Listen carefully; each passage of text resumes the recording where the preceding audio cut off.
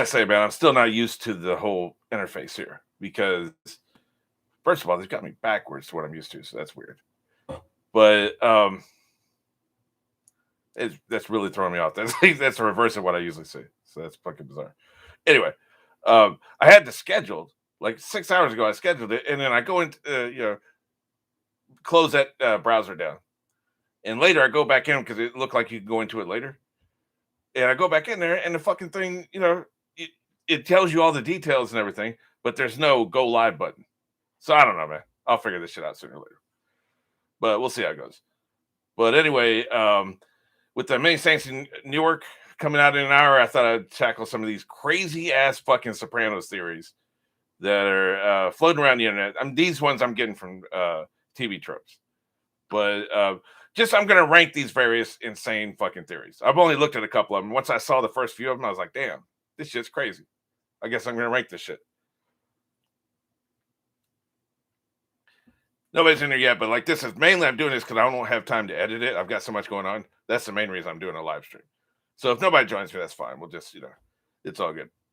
But if you do join me and you want to throw something in the chat, that's cool. Of course, I'm saying this to nobody right now. This won't be in a replay. So let me just dive into it. People join me, they can say something in the chat. Tony is Schrodinger's cat. I mean, that's true. Like, I don't even think we need to elaborate on that, right? He is definitely Schrodinger's cat. So I'll rank that at 10. By the way, my ranking system. 0 is being punched in the fucking nuts by the Mountain from Game of Thrones. So that's a 0. So as much as you would hate that happening, or the equivalent for a woman, as much as you would fucking hate that happening, that's how much I hate it if I give it a 0. 10 is, what would 10 be in Game of Thrones terms? The best episode of Game of Thrones, I think, was probably Hard Home. So 10 to be a Hard Home. So basically, from Game of Thrones, you're getting punched in the nuts by the Mountain, or the excellence of watching Hard Home, not being at Hard Home, mind you, just the excellence of watching Hard Home. Then you can, you can the sliding scales in between there. Alrighty, let's see. So this one, Tony Soprano is Schrodinger's cat. I'll give that a 10. Okay, now there's a couple of these are fucking stupid. Sopranos and Max Payne take place in the same universe. I don't even know what the fuck Max Payne is. So I'm just skipping that shit. The cameraman got whacked in the finale. I'm not even going to read this description. I'm just giving that an automatic 0. The camera got whacked in the finale. This is what we're working with here. Okay, I'm going to read a little bit because this is fucking weird. The Sopranos in their universe. Hold on, man. What the fuck's going on here? The Sopranos in their universe have agreed to a reality TV show as part of some kind of plea deal. I'm stopping there. Fucking 0. That's getting a 0. That's the dumbest thing I've ever heard in my fucking life. Y'all motherfuckers, man, like, they must be smoking crack on TV tropes. Like, that is fucking stupid. So that's getting an automatic 0. Tony and his family were killed by terrorists. That's fucking stupid. Although, I guess they did have a terrorism angle in 6th season, didn't they?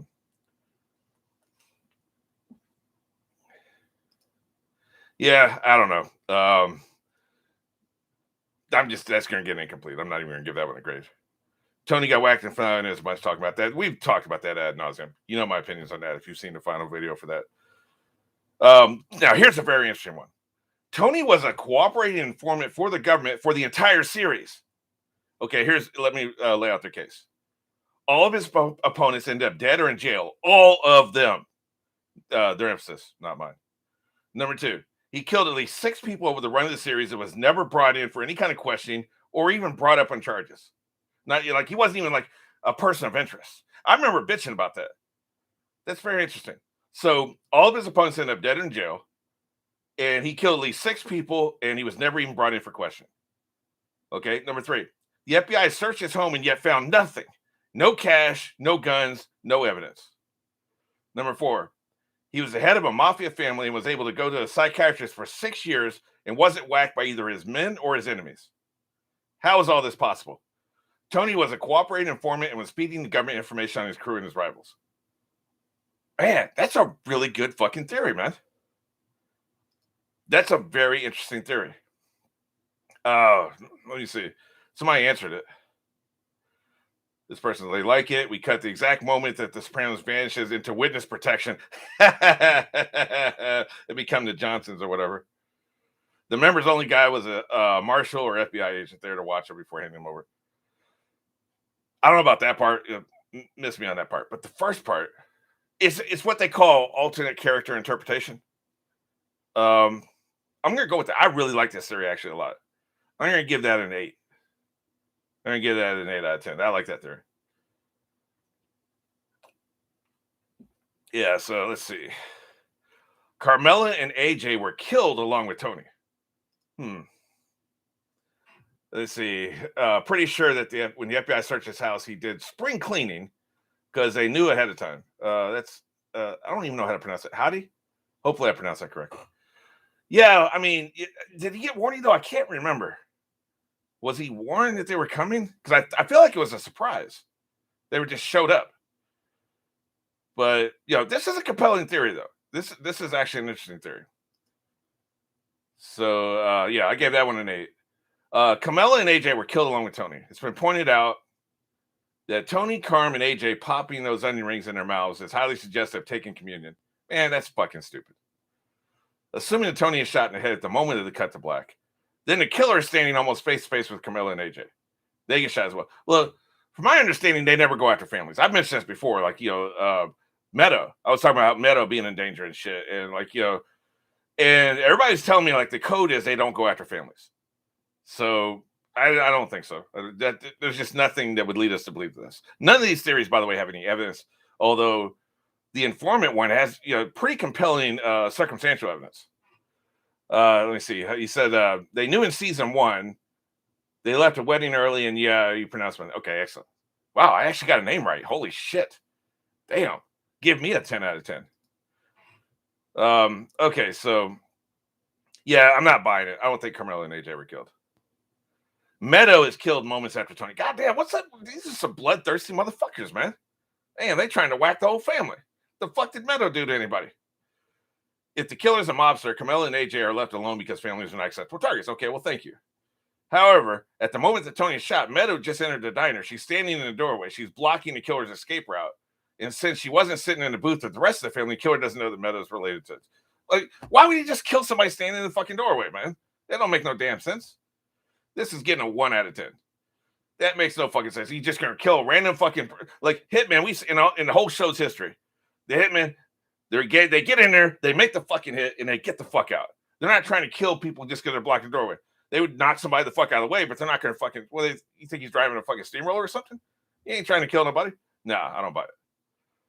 Your cable actually did go out. Tony ordered his men to tell the cable companies to pull the plug before the show finished. Yeah, you know what? Just for sheer cheekiness, that's getting a 7 out of 10. Don't get me wrong, it's fucking stupid, but it's getting a 7 out of 10.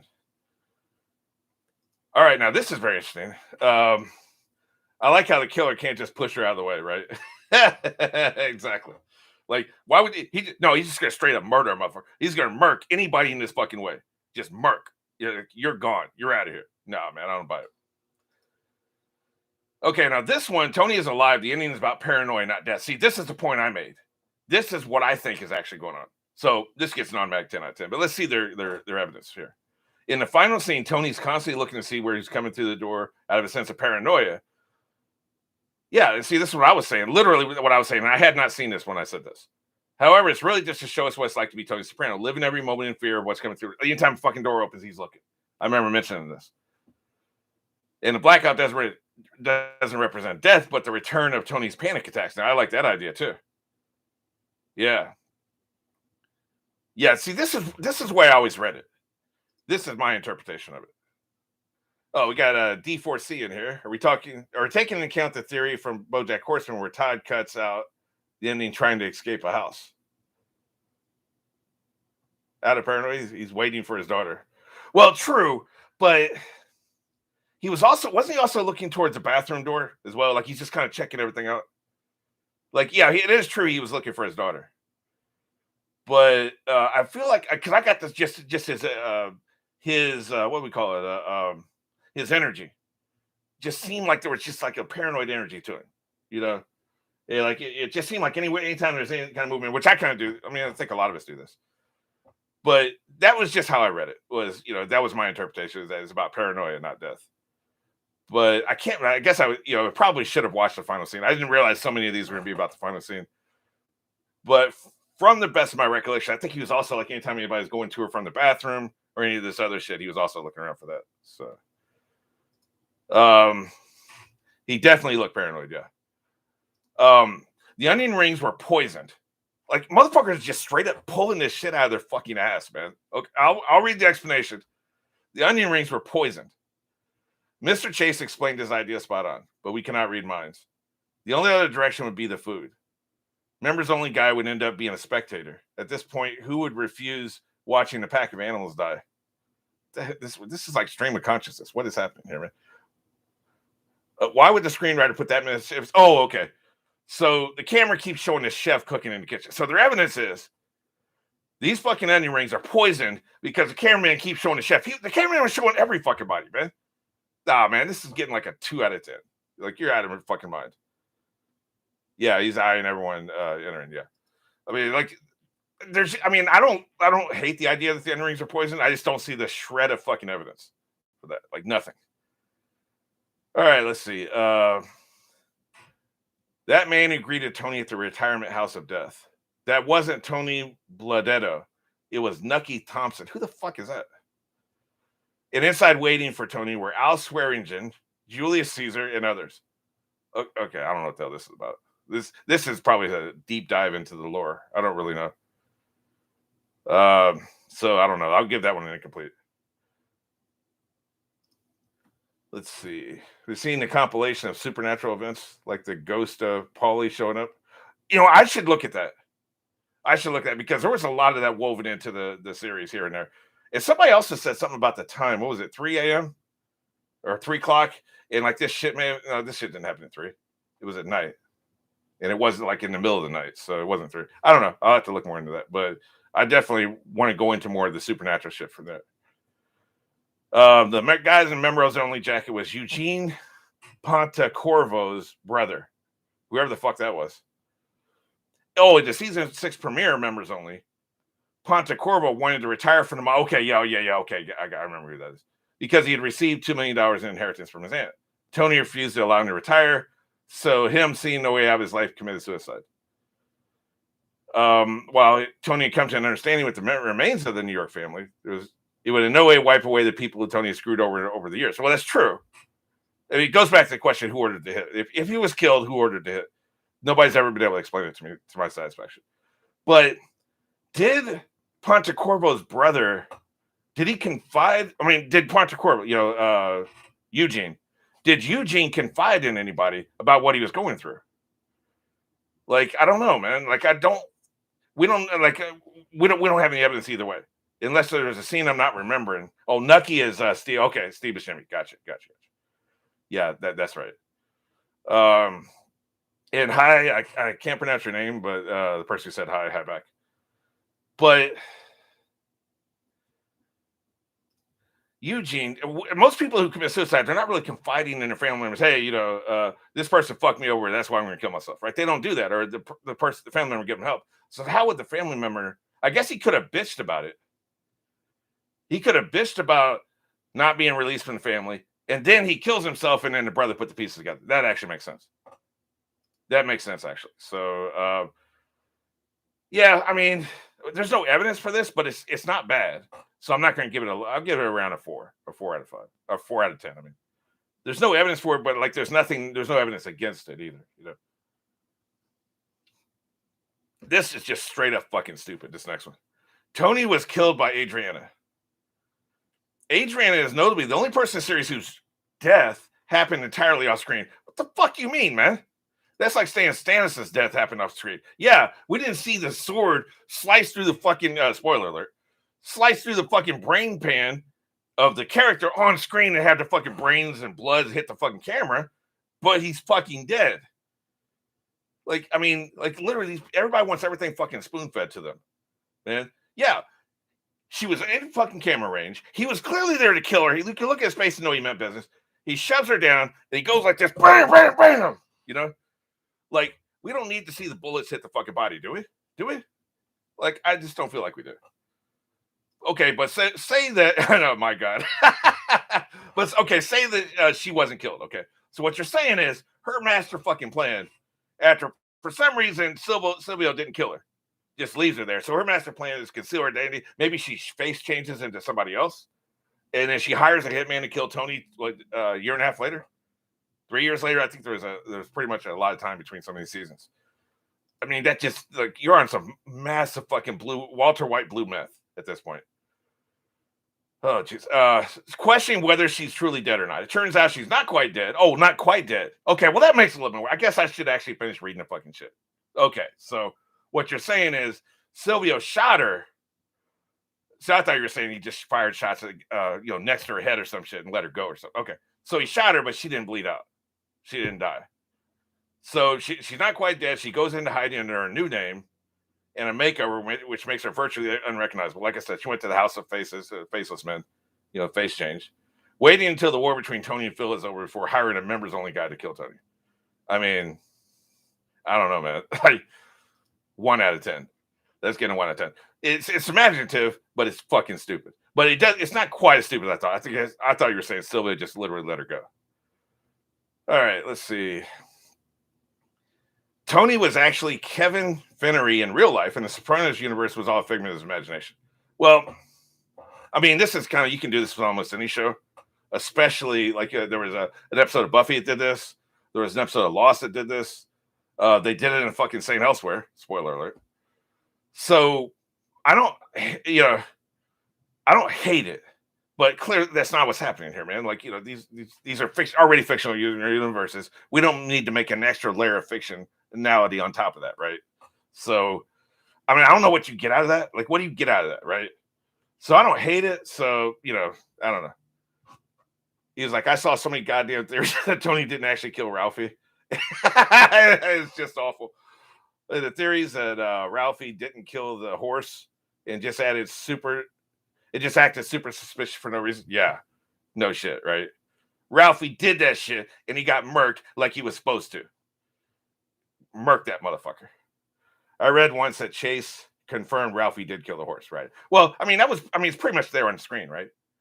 Like, it's just, I don't think anybody could watch that scene and not believe that Ralphie didn't do it. Not believe that Ralphie did it, right? So, I mean, it's pretty much there on the screen. So, yeah, I mean, like, he was Kevin Finnery, whatever. I mean, I don't think we get anything else. Oh, my God. Oh, my fucking God. Okay. Brace yourselves. Meadow killed Tony. Slavia, the mafia money launderer, eventually found out the Soprano crew was behind the disappearance of his good friend Valerie in Pine Barrens. I always wanted that to come back, by the way. And held Tony, the boss of the family, responsible. At some point, he had his goons kidnap and brainwash Meadow into being a Manchurian candidate-type sleeper assassin, programmed to take out the designated target, her father, at some future date, when the proper conditions and or a trigger word came about, with poor Meadow's memory of the mental condition wiped from her mind.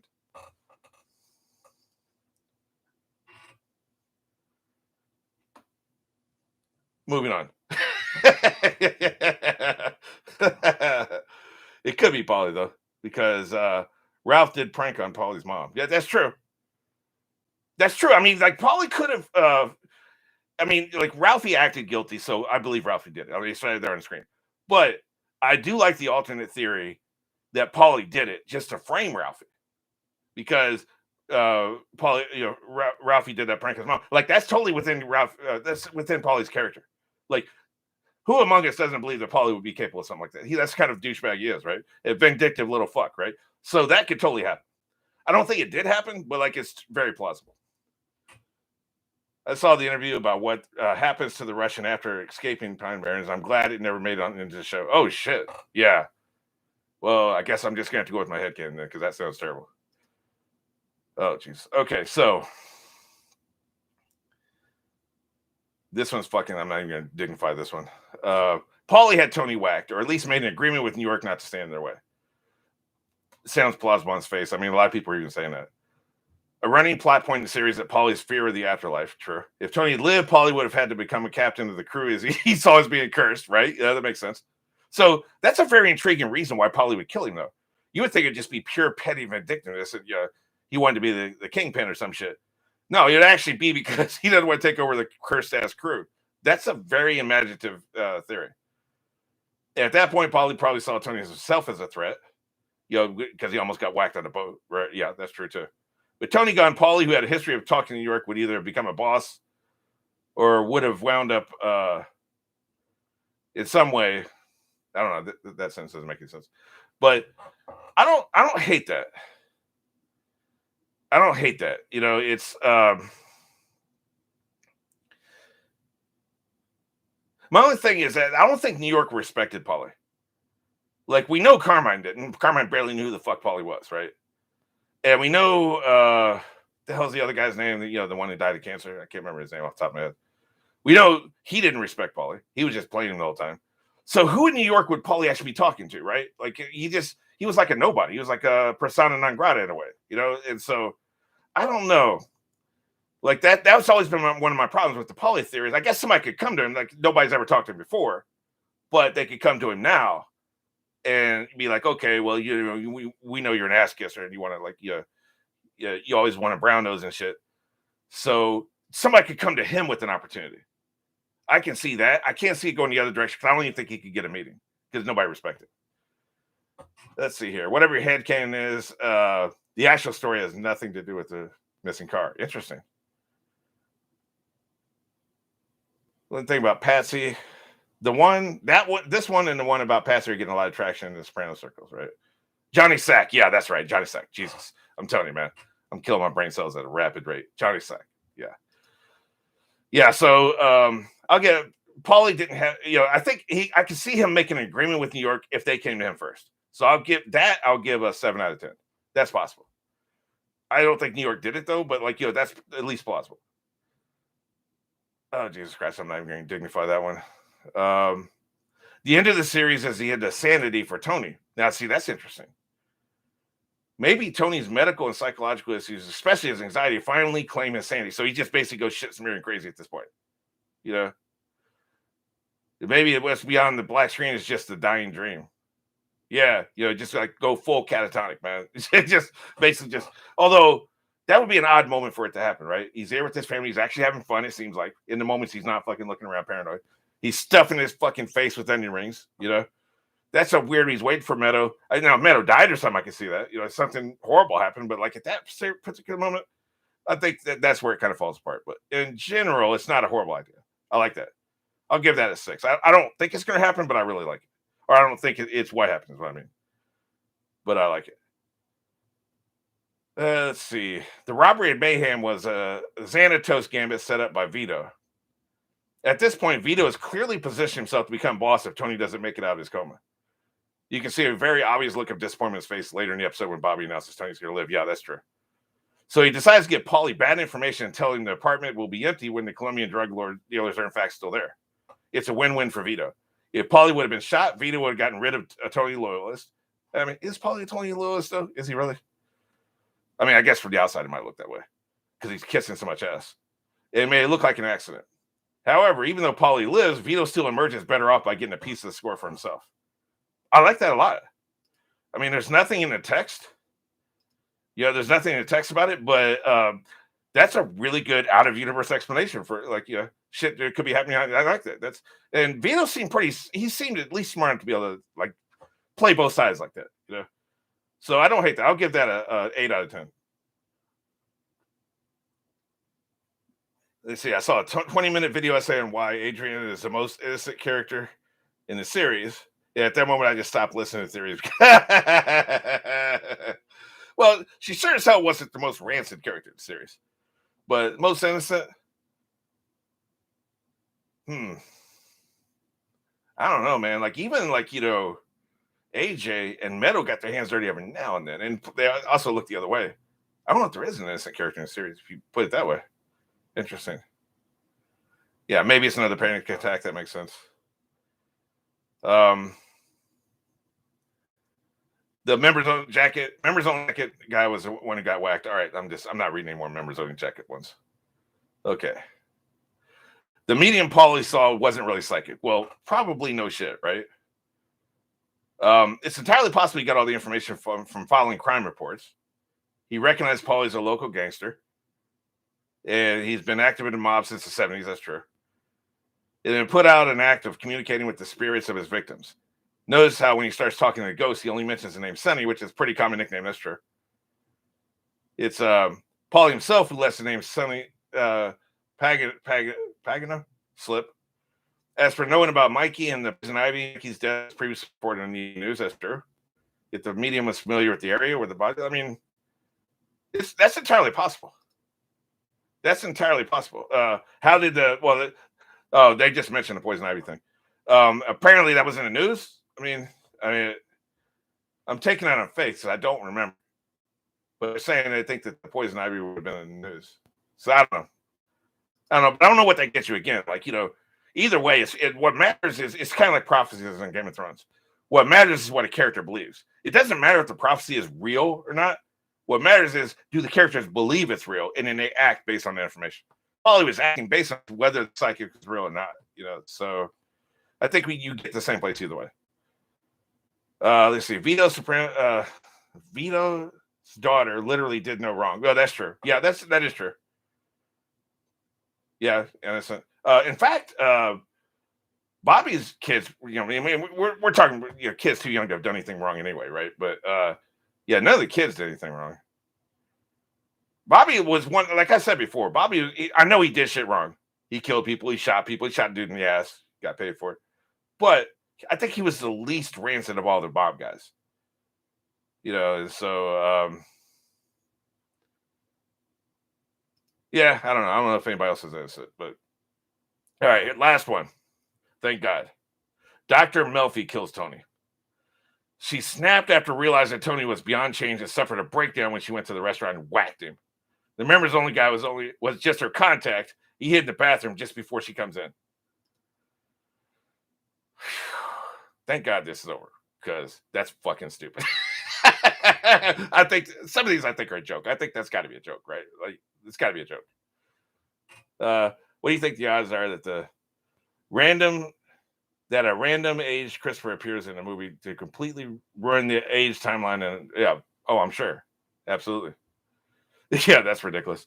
I think that's kind of, which actually segues, because I gotta go in a couple minutes anyway to get ready for seeing the movie. But anybody have any predictions for the movie? I think it's basically I haven't really had I watched the one trailer, and I turned it off when Mike Lombardi started talking about it. But apparently it's about Dickie. Like, basically it's a story about Dickie. So I mean, Tony's in it, but it's not a Tony story, from what I understand. So what do we predict? I think one of the big mysteries from the original show was, how did Christopher's dad actually die, right? So I think maybe we'll get that answer. I don't know. Or the other thing we might actually get to see the job that was talked about that got the was it Dickie's son who died? There's so many characters and shit. The one who got, because he tried to rob one of the games, right? He ended up getting whacked for that. So I think we may see Tony's version of what that happened, or we may see what got Nucky. Maybe we'll see the job that got Nucky locked up, where Tony gets his first panic attack. Something like that. I think we're going to get something that ties back in the original series. It's not going to be a 2-hour love letter to the series, like constant references, like a Star Wars prequel. But I think we'll get one thing we can really sink our teeth into from the original series. The rest of it's going to be the original story. That's my prediction. Let's see. I'm nervous. It might not be good. Well, I mean, my thing is, even if it's terrible, it obviously isn't going to ruin the original series. Like, we're still going to enjoy the original series. I still enjoy the original Star Wars movies. The prequel movies didn't destroy that for me, and neither did the sequels. So, but yeah, I mean, I would really like it to be good. Middle-aged Christopher will appear, but as a flashback, as a retelling the story to the screenwriter. Oh, that's a brilliant idea. That is, I heard this rumor that, and it made me mad too. I think I maybe even posted about this, but that Christopher was going to narrate this. And I was like, man, if they get that fucking actor to narrate this shit, I'm going to be mad, But that would be a brilliant way to fucking do it. That would be a brilliant way. If he knows all the information. Now, as long as he was so young, a lot of this would be secondhand. But that would actually be a brilliant fucking way to really tie this in there and just give us a little taste of the series. and it doesn't fuck with anything in the show. Yeah, I like that idea a lot, actually. Going in as blind as I can. Hey, Mario, what's up? By the way, Mario, I just watched 15 straight episodes of Castlevania, so that shit's gonna be up by Saturday. So 15 straight. In the trailer, they show the poker game robbery that Tony got forgiven for. Okay, so they are gonna do that. Wow, I don't even remember seeing that in the trailer. Maybe I just didn't remember it subconsciously, and I pulled that out of my ass. Just to have one good prediction. But excellent. Yeah, I can't wait to see that. Hope we get to see Uncle Junior telling the girl cousins Tony never had the makings of a variety. Oh yeah, varsity athlete. Yeah, that shit pissed Tony off.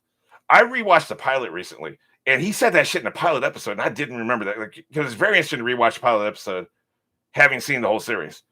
And he mentions that shit in the fucking pilot episode. And that is such a great callback later on when they bring that back when he starts getting senile and shit. Yeah, that was good shit. So, but I completely forgot that was in the pilot episode. Hope we get to see the uncle. Oh, yeah, you already read that one. We'll see at least one scene of Junior playing baseball with Tony.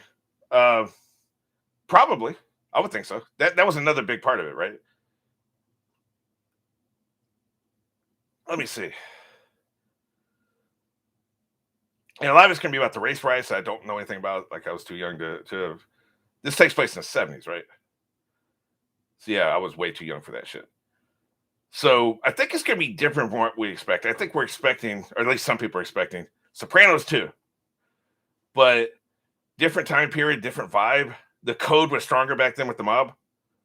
I mean, like, the code got kind of loose. Like, people like Chrissy and Paulie as he was, in The Sopranos, would have, because I feel like he was loosened up by then. They wouldn't have survived back in the 70s because the code was just so much stronger back then, So I think we're going to see them more code bound and more buttoned up. Will we see Tony suck at football? Probably. That's just another thing that surprised me, by the way. Somebody with his anger issues, you think would be great at fucking football. Just be knocking people off the point, man.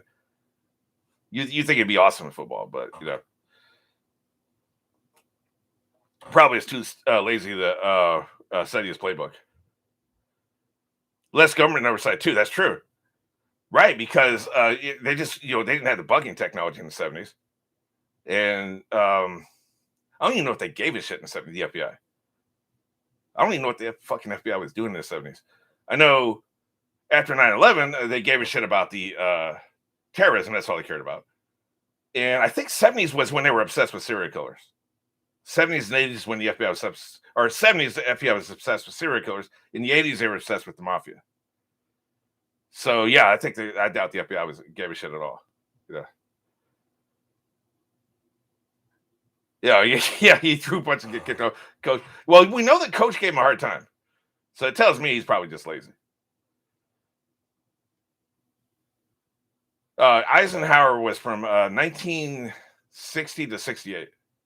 No. 62 to 7. Wait, no. He was 52 to 60. Jesus. Yeah, Eisenhower's from 52 to 60. So I don't think it was Eisenhower cracked down on him. I think you know what I think it was? I think it was mob movies that brought it to the public attention, and people started saying, "Well, why aren't we doing anything about this?" The Godfather, for instance, the mob movies brought so much attention on the mafia. Then people started, writing to congressman, "Hey, you're going to do something about this shit." That's why I think happened. I can't prove it. I wasn't around back then, but I think that's what happened. Yeah, I think we will have a dream sequence. So much time. I hope we have a dream sequence. It's such a part of the DNA of the show. All right, well, I think I'm gonna wrap this up and get ready for the movie. And of course, I'll be recording a reaction and be dropping that. I'm gonna try to drop it tomorrow. We'll see what happens. But the Kennedys really. Oh, yeah, the Kennedys. No, the Kennedys weren't in taking on the mob. The Kennedys were John F. Kennedy was in with the mob. John F. Kennedy was sharing hookers with the mob. So, matter of fact, John F. Kennedy got the mob to help him with fucking Castro at one point. So now he was in bed with the fucking mob, as far as I understand. But yeah, I'm gonna go ahead and call this a wrap, and then be dropping a movie reaction just soon. So thanks for everybody stuck around and commented in the comments. Appreciate it.